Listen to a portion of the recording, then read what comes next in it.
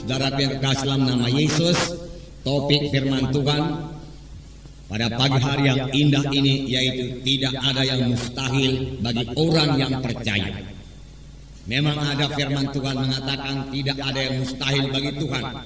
Tetapi nanti kita membaca dalam buku Markus pasal 9 ayat 23 yang mengatakan tidak ada yang mustahil bagi orang yang percaya. Biarlah semua kita nanti saudaraku setelah selesai firman Tuhan ini berani juga berkata tidak ada yang mustahil bagi saya yang percaya. Karena kuasa Tuhan akan bekerja bagi setiap anak Tuhan yang percaya. Karena kuasa Tuhan akan menjawab setiap anak-anak Tuhan yang memiliki iman. Jadi firman Tuhan ini akan membawa kita kepada kemenangan. Firman Tuhan ini akan membawa kita kepada kesanggupan untuk mengatasi problema-problema kita. Sehingga kita hidup berkemenangan. Menang atas kelemahan-kelemahan kita. Menang atas penyakit-penyakit kita. Menang atas kemiskinan kita. Menang atas kegagalan-kegagalan kita. Sebab semua itu bukan daripada Tuhan. Kegagalan bukan daripada Tuhan. Kemiskinan bukan daripada Tuhan. Kekurangan bukan daripada Tuhan. Janganlah disalahkan Tuhan karena kekurangan kita. Tetapi lebih baik kita kenal siapa Tuhan Yesus itu dan apa maksudnya dalam hidup kita.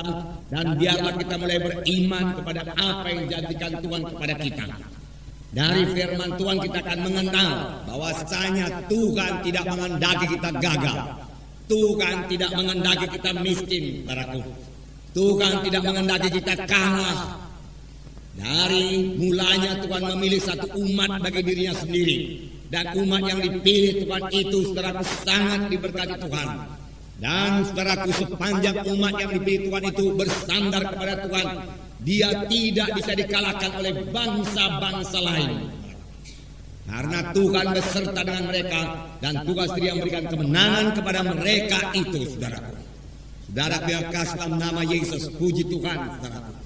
Dan kemenangan juga berlaku bagi kita buat pagi hari yang indah ini saudaraku.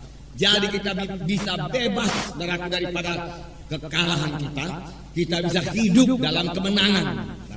Kalaupun sekarang ini saudara belum memilikinya. Miliki dulu tekad, memiliki dulu iman, miliki dulu visi seperti ini. Dari firman Tuhan yang saudara dengar ini, saudara akan memiliki visi. Oh, rupanya saya bisa menang. Saya tidak perlu kalah. Saya tidak perlu gagal lagi. Oh, rupanya penyakit tidak perlu menguasai saya lagi. Saya sudah kenal hak saya. Saya sudah kenal apa yang disediakan Tuhan bagi saya. Oleh sebab itu mulai sekarang hidup saya berkemenangan. Penyakit tidak menguasai saya. Karena kesembuhan sudah disediakan Tuhan bagi saya. Haleluya Tuhan katakan. Dengan berkata demikian iman saudara mulai tumbuh. Dan kalau tiap-tiap hari saudara terus beriman demikian saudaraku, maka sama sebagaimana iman saudara akan jadi kepada saudara. Jadi miliki iman lebih dahulu. Sebab firman Tuhan berkata tanpa iman mustahil. Dari mana datangnya iman? Iman datang daripada firman Tuhan. Iman datang daripada mendengarkan firman Tuhan. Mendengarkan firman Tuhan yang benar, saudaraku. Mendengarkan firman Tuhan yang memberikan pengertian yang benar kepada Tuhan, kepada saudara dari hamba Tuhan yang benar, saudara. Itu sebabnya kita perlu sekali mendengarkan, saudaraku, hamba-hamba Tuhan yang benar yang diurapi Tuhan. Sehingga dia dapat memberikan pengertian yang benar dari firman Tuhan kepada kita. Dan pengertian yang benar dari firman Tuhan kepada kita itu, kita memiliki iman. Kita memiliki iman. Sebab firman Tuhan berkata, tanpa iman mustahil. Semua orang yang menghampiri Allah, semua orang yang berharap sesuatu daripada Tuhan, semua orang saudaraku yang mau supaya doanya dijawab Tuhan, harus memiliki iman lebih dahulu, saudaraku. Dan firman Tuhan juga berkata, sama sebagaimana imanmu jadi padamu. Apa yang kita percaya itu jadi kepada kita. Iman artinya kita percaya bahwasanya apa yang dijanjikan Tuhan itu genap kepada kita. Sudah genap kepada kita. Adalah milik kita. Mengapa? Saudaraku, apakah dasarnya? Saudaraku, bukan perasaan kita, bukan penglihatan kita. Dasarnya semata-mata hanyalah firman Tuhan, hanyalah janji Tuhan. Tuhan sudah menjanjikannya dan kita tahu janji itu bagi kita, saudaraku. Lalu kita berkata, terima kasih Tuhan. Janji itu bagi saya, Tuhan. Saya terima sekarang, Tuhan. Oleh sebab itu sekarang saya sudah sembuh, Tuhan. Oleh sebab itu sekarang saya sudah keberkatan, Tuhan. Karena firman-Mu sudah mengatakannya demikian. Walaupun yang dikatakan Tuhan itu belum kita lihat jadi dalam hidup kita, belum kita rasakan di dalam tubuh kita ini, saudara. Iman tidak bergantung kepada perasaan. Iman tidak bergantung kepada penglihatan. Iman juga tidak bergantung pada pengalaman. Iman bergantung semata-mata kepada janji Tuhan. Kelihatan atau belum kelihatan, sudah kita terima atau belum kita terima, saudaraku, kita harus tetap berpegang pada janji Tuhan itu. Maka dia akan memperoleh apa yang diimankannya.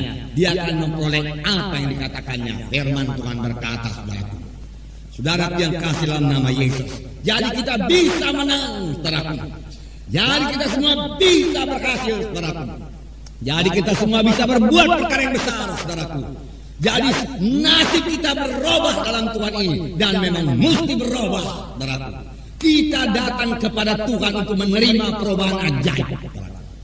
Kita datang ke gereja ini bukan untuk sekedar menerima sedikit pengertian-pengertian baru daripada firman Tuhan. Bukan yang sekedar begitu saja. Kita datang untuk diubahkan. Kejadian lama lalu, kejadian baru timbul, saudaraku, dalam kita. Jadi dalam kita, saudaraku, hidup baru dalam Tuhan yang lain daripada hidup yang lama, saudaraku. Hidup yang bergantung sepenuhnya kepada Tuhan. Hidup yang bergantung kepada firman Tuhan. Maka sepanjang hidup kita tidak akan dipermalukan, saudaraku. Saudaraku yang kasih dalam nama Yesus, memang semua jawabannya yang terdapat dalam firman Tuhan. Firman Tuhan tetap berkuasa, saudaraku. Firman Tuhan berkuasa mengubahkan hidup kita, saudaraku. Firman Tuhan yang kita terima, firman Tuhan yang kita dengar tidak pernah kembali dengan kosong, saudaraku. Saudara yang kekasih dalam nama Yesus, karena firman Tuhan itu berkuasa. Dalam Ibrani pasal 11 ayat 3 dikatakan bahwa alam semesta ini dijadikan oleh firman Tuhan. Demikianlah berkuasanya firman Tuhan itu.